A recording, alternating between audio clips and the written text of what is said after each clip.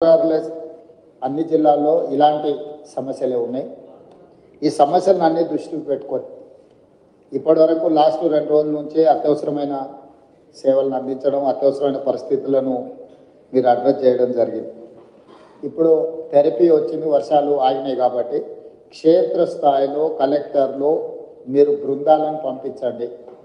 Field విజిట్లు చేసి అక్కడున్న క్షేత్రస్థాయి పరిస్థితులను, అక్కడ జరిగిన నష్టాన్ని, ముఖ్యంగా మనుషుల నష్టము, పశు సంపద నష్టము, పంట నష్టం, తర్వాత ఇన్ఫ్రాస్ట్రక్చర్ డ్యామేజ్, అదే పంచాయతీరాజ్ కావచ్చు, ఆర్ఎండ్బి కావచ్చు, ఎంఏయుడి కావచ్చు, or any other departments, even schools కానీ, ఎలక్ట్రిసిటీ డిపార్ట్మెంట్, ఎనర్జీ డిపార్ట్మెంట్ వాళ్ళే కానీ, కొన్ని దగ్గర అంగన్వాడీలు కానీ, ఇట్లా గవర్నమెంట్ కూడా కొన్ని శిథిలావస్థకు వచ్చిన భవనాలు కానీ, వీటన్నిటిని క్షేత్రస్థాయిలో మీ జిల్లాలలో మీరు నివేదికలు తెప్పించుకోండి.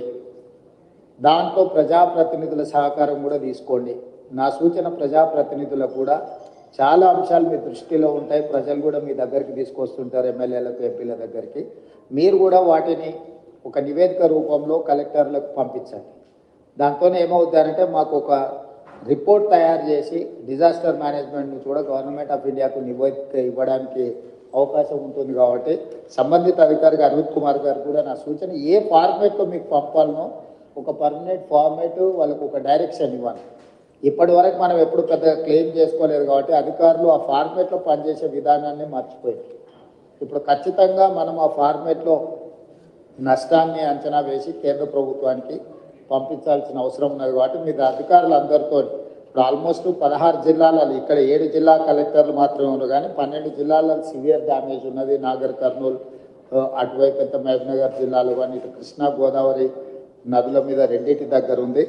నా సూచన ఇన్ఛార్జి మంత్రులకు కూడా ఆయా జిల్లాలలో మీరు సమీక్ష చేసుకొని లోకల్ ఎలక్టెడ్ రిప్రజెంటేటివ్స్తో ఒక మీటింగ్ ఏర్పాటు చేసుకొని ఆ కలెక్టర్లను కూడా నివేదికలు తయారు చేయమని చెప్పి, దాన్ని ఓవరాల్గా రెవెన్యూ మినిస్టర్ గారు, disaster management comes under revenue, మీరు అందరు మంత్రులతోని సంబంధిత అధికారులతోని మీరు తక్షణమే సమీక్ష చేసుకొని నివేదికలు సిద్ధం చేయండి. ఎందుకంటే మనము రాష్ట్ర ప్రభుత్వం నుంచి నిధులు ఖర్చు పెట్టడమే కాకుండా కేంద్ర ప్రభుత్వం నుంచి రాబట్టుకోవాల్సిన నిధులను కూడా మనం రాబట్టుకోవాలి. మనం ఆ విషయంలో గతంలో కొంత నిర్లక్ష్యము, కొంత వెనుకబాటుతనం ఉన్నది. ఇక ముందు అలాంటి నిర్లక్ష్యం కానీ, అలా కేంద్ర ప్రభుత్వం నుంచి రావాల్సిన నిధులను తెచ్చుకోవడంలో కానీ అలసత్వం ప్రదర్శించడానికి వీల్లేదు.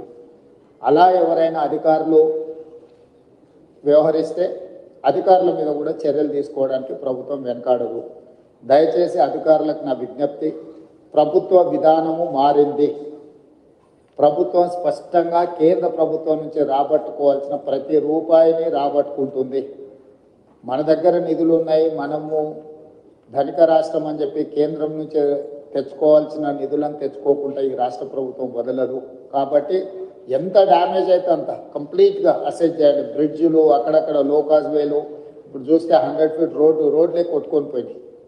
సో మీరు టెంపరీ రిలీఫ్ల కోసమే, లేకపోతే టెంపరీ రెస్టరేషన్ కోసం మీరు అసెస్మెంట్ చేయకండి. మీరు పర్మనెంట్ సొల్యూషన్ కూడా ఇందులో మీరు నివేదికలు సిద్ధం చేయండి. ఎంతైతే అంత తీసుకొచ్చుకొని మిగతాది ఏదైనా ఉంటే, ప్లస్ ఇప్పుడు మనకు ప్రధానంగా వరంగల్లో చూసిందంతా మీరు ఏవైతే నాలాలు, ఏవైతే చెరువులు, పాతకాలంలో కాలువలు, ఇప్పుడు నాలాలు అంటున్నామో వాటిని సరైన విధంగా మనము బాటిల్ నెక్స్ క్లియర్ చేయకపోవడం వల్ల ఎక్కువ వర్షం వచ్చి ఇదంతా డ్యామేజ్ జరిగింది. వాటిని ఒక అసెస్మెంట్లోకి రండి. ఎన్ని క్యూసెక్స్ వాటర్ పోతుంది, ఎంత కావాలి, ఎక్కడైనా ఏమైనా ఎంక్రోచ్మెంట్ ఉందా, మీకున్న వరంగల్ చుట్టూతో ఉన్న చెరువులన్నిటిని కూడా ఇది చేసుకొని ఇంటేక్ అవుట్ఫ్లోలు, ఇన్ఫ్లోలు అని కూడా క్యాలిక్యులేట్ చేసుకొని ఎంత వస్తుంది, ఏమవుతుంది అనేది కూడా మీకు ఒక అసెస్మెంట్ ఉండాలి. అసెస్మెంట్ ఉండాలంటే ఇరిగేషన్ డిపార్ట్మెంట్ని కూడా మీరు ఖచ్చితంగా వాళ్ళని మీ పరిగణలోకి తీసుకోవాలి. వితౌట్ ఇరిగేషన్ డిపార్ట్మెంట్ మీరు లోకల్ డిపార్ట్మెంట్స్ రోడ్లు రిస్టోర్ చేసి మున్సిపల్ వాళ్ళు మీ ఏరియాలు చేసినా మళ్ళీ వర్షం వచ్చినప్పుడు, వరద వచ్చినప్పుడు సేమ్ సమస్య అవుతాయి, సేమ్ కొట్టుకొని పోవడానికి అవకాశం ఉంది. కాబట్టి దయచేసి అట్లాంటి వాటికి అవకాశం ఇవ్వకండి. ఖచ్చితంగా అధికారులు కోఆర్డినేషన్ ఉండాల్సిందే. కలెక్టర్లు మొదట అధికారుల ఈ శాఖల మధ్యలో ఆర్ఎండ్బి, పంచాయతీరాజ్, ఇరిగేషన్, సివిల్ సప్లైస్ అయితే ఈ ఎంఏయుడి, వీటి మధ్యలో కంప్లీట్గా మీకు ఒక కోఆర్డినేషన్ పెట్టుకొని పర్మనెంట్గా కలెక్టర్స్ రివ్యూలు చేయాలి. ఒక శాఖకు ఇంకొక శాఖకు మధ్యలో సమన్వయం లేకపోవడం వల్ల కూడా మనకు సమస్యలు ఎక్కువ అవుతున్నాయి. ఒక శాఖ పనులు చేసిపోయిన తర్వాత ఇంకొక శాఖ చేయడం వల్ల కూడా నష్టం జరుగుతుంది. ఎవరు ముందు చేయాలి, ఎవరు తర్వాత చేయాలి అనే దాన్ని కూడా మీకు ప్రణాళిక ఉండాలి. అదేవిధంగా ముఖ్యంగా ఈ చెరువుల నుంచి ఇన్ఫ్లోలు అవుట్ఫ్లోలు క్యాలిక్యులేట్ చేసుకోవాలి.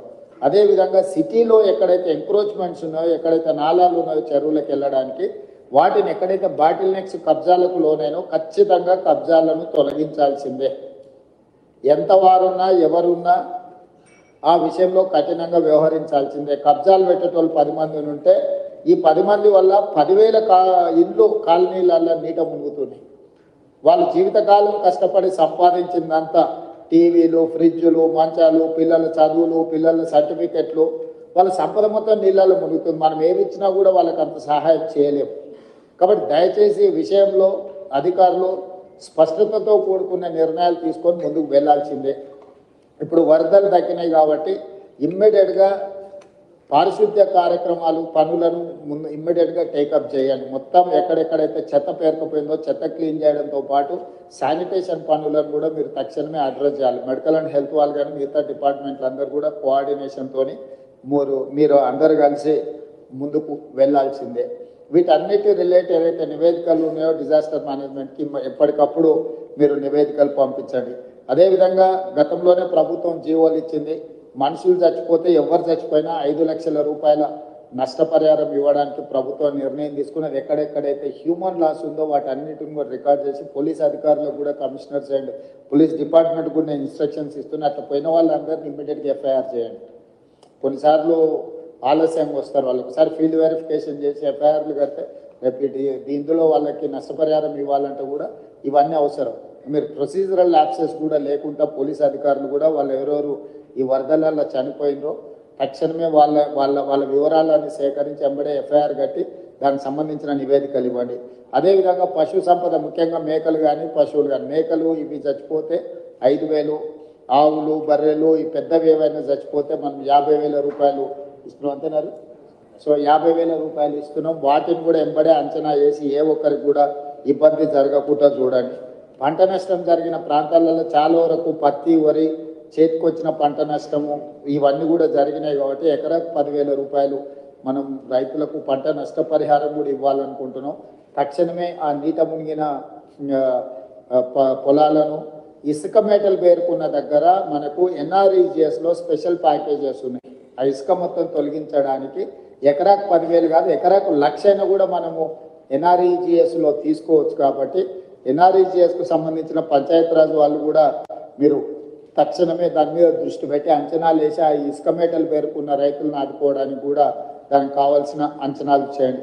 అదేవిధంగా ఇంట్లో మునిగిన వాళ్ళు, ఇంట్లో పోయిన వాళ్ళకు ప్రతి ఇంటికి మీరు అంచనా వేసి 15,000 రూపాయలు నష్టపరిహారం వాళ్ళకి ఇవ్వండి. అంటే ఇళ్ళకి నీళ్ళు వచ్చి వస్తువులు తడిచిపోయిన వాళ్ళకు వాళ్ళకి ఏమి ఇచ్చినా మనం సహాయం చేయలేం, కానీ కనీసం అట్లా పోయిన వాళ్ళకు ప్రతి ఇంటికి ఒక 15,000 రూపాయలు ఇవ్వడానికి అవసరమైన సహాయక చర్యలు చేపట్టండి.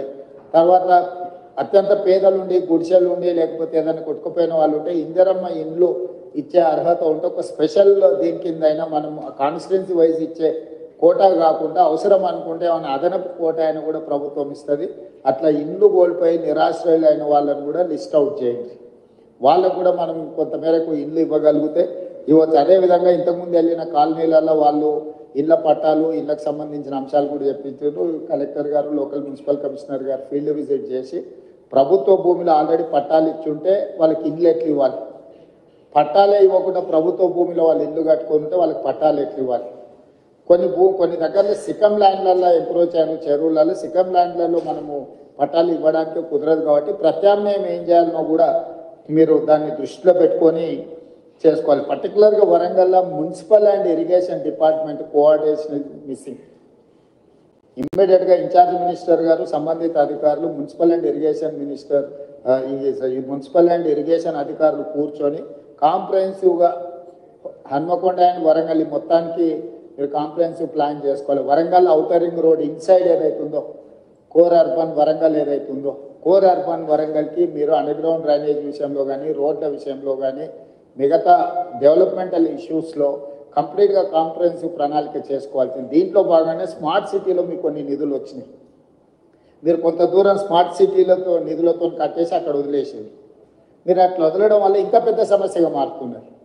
సో స్టేట్ గవర్నమెంట్ నుంచి అనే ఏం కావాలనో శ్రీదేవి గారు, మీరు ఆ స్మార్ట్ సిటీలో చేయంగా మిగిలిన పనులు ఏం చేయాలనో కూడా దానికి ఒక నివేదిక తయారు చేయండి. మనం అవసరమైతే ప్రత్యేకంగా బడ్జెట్ ఇచ్చి వరంగల్ మీద ప్రత్యేకంగా ఫోకస్ పెడదాం. పనులు మాత్రం వదిలేయడానికి వీలు లేదు. స్మార్ట్ సిటీలో తెచ్చుకోగలిగిన తెచ్చుకోండి. బ్యాలెన్స్ వర్క్స్ ఏవైతున్నాయో ఖచ్చితంగా స్టేట్ గవర్నమెంట్ నుంచి మీరు ప్రపోజల్ చేయండి. Government is here to sanction all those ఏవైతే సమస్యలు ఉన్నాయో వాటికి సంబంధించి. అదేవిధంగా ఇప్పటివరకు ఆ స్మార్ట్ సిటీలో మీరు ఫండ్స్ క్లెయిమ్ చేసిండ్రా చేయలేదు? ఎందుకంటే లాస్ట్ టైం ఎక్స్టెన్షన్ తీసుకొచ్చినాం 1 year వరంగల్ స్మార్ట్ సిటీ. ఇప్పుడు దానికి సంబంధించి కూడా మీరు ఏమేమి చేయాలనుకుంటున్నారో వాటన్నిటిని కూడా మీరు ఖచ్చితంగా ఎంబడే టేకప్ చేయాలి. ఈ మీటింగ్ అయిన తర్వాత నేను ఫస్ట్